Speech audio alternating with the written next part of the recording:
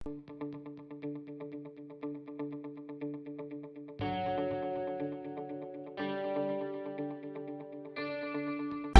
आप देख रहे हैं रेवाड़ी अपडेट। और आज दिन भर की खबरों की बात करें तो सबसे पहले बात कोरोना अपडेट्स की। आज जिले में 81 नए पॉजिटिव केस सामने आए हैं, जबकि 129 मरीज स्वस्थ हुए हैं। जिला भर में अभी तक 55,637 सैंपल्स लिए गए हैं और इनमें से 4,506 नागरिक कोविड पॉजिटिव पाए जा चुके हैं, जिनमें से 3,960 मरीज अब तक स्वस्थ हो चुके हैं, जबकि 26 मरीजों की अब तक मौत हो चुकी है।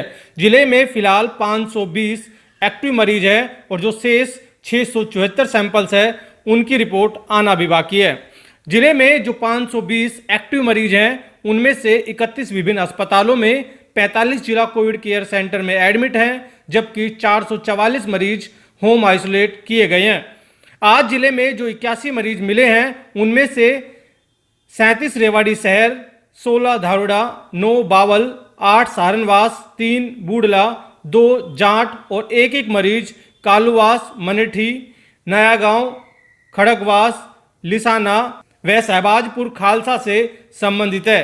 जबकि ठीक होने वाले 129 मरीजों में से 54 रेवाड़ी शहर से, 23 धावड़ा, 19 बावल, 6 कोसली, 4 बांसदूधा, जरियावास, गोकलगढ़, सुठाना, 2 गोलिया का, किशनगढ़, करनावास, आकेडा और एक मरीज जखाला, ततारपुर व बालावास धारण से संबंधित है। दुष्यंत चौटाला पहुंचे धारोड़ा। उप मुख्यमंत्री दुष्यंत चौटाला आज धारोड़ा पहुंचे, जहां राव मंजीत जेलदार के घर उन्होंने कार्यकर्ताओं के साथ बैठक की। इसके साथ ही लोगों की समस्याएं भी सुनी। इस मौके पर राव मंजीत जेलदार सहित कई कार्यकर्ता जेजीपी में शामिल भी हुए। दुष्यंत चौटाला से बड़ी संख्या में उनके समर्थक मिलने पहुंचे, जहां कोरोना काल में सामाजिक दूरी के नियम को लोग भूल गए।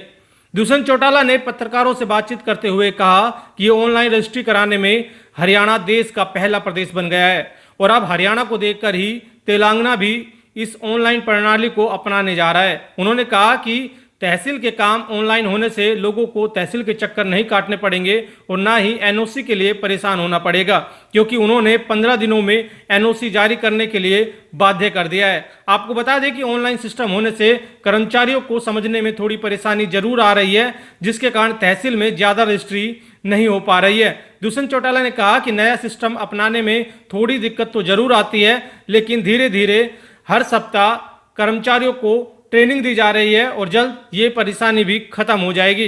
इसके साथ ही दुष्यंत चौटाला ने मनेठी एम्स पर कहा कि ई भूमि पोर्टल के जरिए जमीन की उपलब्धता पूरी कराने के लिए काम चल रहा है। जैसे ही जमीन की आवश्यकता पूरी हो जाएगी, जमीन केंद्र सरकार को सौंप दी जाएगी। आपको बता दें कि मनेठी और माजरा गांव के ग्रामीणों ने आवश्यकता से दुगनी जमीन ई भूमि पोर्टल के जरिए सरकार को दे दी है, लेकिन बीच की जमीन का कुछ हिस्सा किसान देने के लिए राजी नहीं हुए हैं। यही वजह है कि जरूरत से दुगनी जमीन मिलने के बावजूद एम्स के निर्माण में अड़चन आ रही है। मनेठी एम्स संघर्ष समिति बार बार मांग कर रही है कि जल्द एम्स का निर्माण शुरू कराया जाए, क्योंकि उन्होंने अपनी मर्जी से जमीन सरकार को दे दी है। ऐसे में जो कुछ किसान जमीन देने के लिए तैयार नहीं है, सरकार उनसे अपने तरीके से जमीन ले। बेरहम मां ने नवजात बच्ची को फेंका। जिले के औद्योगिक क्षेत्र बावल के सेक्टर 5 में एक कलयुगी माता पिता ने नवजात बच्ची को फेंक दिया। किसी ने नवजात बच्ची को पड़ा देखा तो पुलिस को सूचना दी, जिसके बाद नवजात को तुरंत अस्पताल में भर्ती कराया गया, जिसके बाद प्राथमिक उपचार के बाद नवजात बच्ची को पीजीआई रोहतक रेफर कर दिया गया है। चाइल्ड वेलफेयर कमेटी के सदस्य और डॉक्टर्स की टीम नवजात बच्ची की देखभाल में लगी है। वहीं पुलिस ने इस मामले में अज्ञात माता पिता के खिलाफ केस दर्ज कर उनकी तलाश शुरू कर दी है।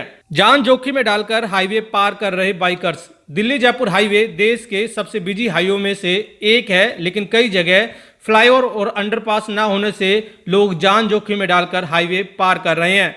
जिला रेवाड़ी के कापड़ीवास बनीपुर चौक पर फ्लाईओवर की लंबे समय से डिमांड है और काफी दिनों से ये कहा भी जा रहा है कि जल्द निर्माण शुरू कराया जाएगा, लेकिन अभी तक काम शुरू नहीं हुआ है। इस दौरान लोग लापरवाही कर रहे हैं और डिवाइडर से बाइक को कुदाकर हाईवे पार कर रहे हैं, जिससे कभी भी हादसा हो सकता है। आपको बता दें कि कुछ दिन पहले ही केंद्रीय राज्य मंत्री राव इंद्रजीत सिंह ने प्रेस नोट जारी करके कहा था कि दिल्ली जयपुर नेशनल हाईवे पर रेवाड़ी जिले की सीमा में जयसिंहपुर खेड़ा, खिजूरी, खरखड़ा मालपुरा हीरो कंपनी के समीप फुट ओवरब्रिज बनाए जाएंगे। उन्होंने कहा था कि जिस एजेंसी को पहले टेंडर दिया गया था वो काम नहीं कर पाई, अब नई एजेंसी को टेंडर दिया जा रहा है। उम्मीद है कि सितंबर माह में ये काम शुरू कर दिया जाए, लेकिन अभी तक काम शुरू नहीं किया गया है और अभी सितंबर माह के 15 से 17 दिन बाकी भी है। वहीं दिल्ली जयपुर हाईवे पर बावल चौक पर 24 करोड़ की लागत से फ्लाईओवर बनेगा और कापड़ीवास चौक पर 22 करोड़ की लागत से फ्लाईओवर का निर्माण होना है, जिसका एस्टीमेट जयपुर मंडल ने दिल्ली भेज दिया है। राव इंद्रजीत सिंह ने कहा है कि केंद्रीय सड़क एवं परिवहन मंत्री नितिन गडकरी से इस विषय को लेकर वो मुलाकात करेंगे। आपको बता दें कि पिछले माह ही सड़क एवं परिवहन मंत्री ने 1500 करोड़ की लागत से बनने वाले रेवाड़ी पटौदी राष्ट्रीय राजमार्ग, 800 करोड़ की लागत से बनने वाले रेवाड़ी बाईपास, रेवाड़ी नारनौल राष्ट्रीय मार्ग के साथ महेंद्रगढ़ से चंडीगढ़ के सीधे जुड़ाव के लिए ग्रीन कॉरिडोर एक्सप्रेसवे के निर्माण की परियोजनाओं का शिलान्यास किया था।